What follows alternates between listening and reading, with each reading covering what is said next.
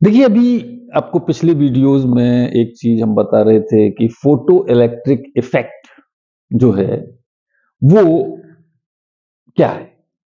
तो उसे सबसे पहले आइंस्टीन ने इसको इससे पहले का जानने के लिए आपको पहला वीडियो देखना पड़ेगा।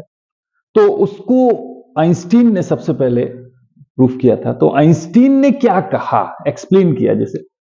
तो आइंस्टीन ने यह कहा कि जब भी लाइट किसी भी मेटल सरफेस पर पड़ती है तो इलेक्ट्रॉन का एमिशन होता है। तो वो कैसे होता है, उसके लिए इन्होंने ये कहा कि जब भी एक लाइट पड़ती है तो जो आपका क्वांटा है, जिसे फोटोन भी कहते हैं, क्वांटा और फोटोन, तो जब भी एक फोटोन किसी भी मेटल सरफेस पर पड़ता है तो वो अपनी टोटल एनर्जी किसी एक इलेक्ट्रॉन को दे देता। जब किसी एक इलेक्ट्रॉन को टोटल एनर्जी उसने दे दी तो क्या होता है कि वो इलेक्ट्रॉन वो एनर्जी एब्जॉर्ब करता है और उसके कारण वो एक्साइट होता है और एक्साइटेड स्टेट में आता है। और जब एक्साइटेड स्टेट में आता है तो it comes out from the surface of metal.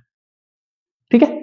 तो जब इलेक्ट्रॉन बाहर निकलता है तो जो एनर्जी आपने दी थी थ्रू द फोटोन, वो किस काम में खर्च हुई?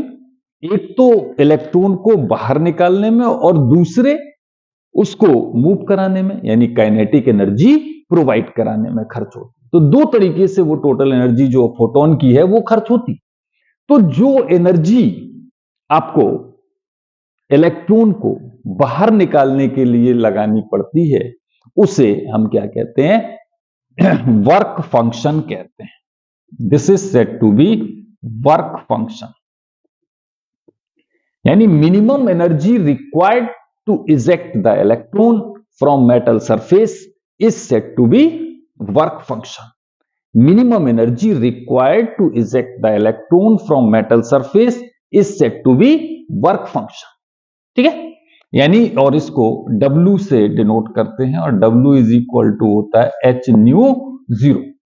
अब न्यू जीरो एक वर्ड और आ गया, तो न्यू जीरो क्या होता है? What is nu zero? Nu zero is said to be the threshold frequency. Threshold frequency क्या होती है?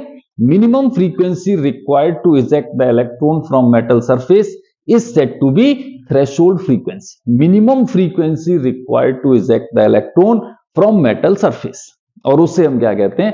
थ्रेशोल्ड फ्रीक्वेंसी कहते हैं।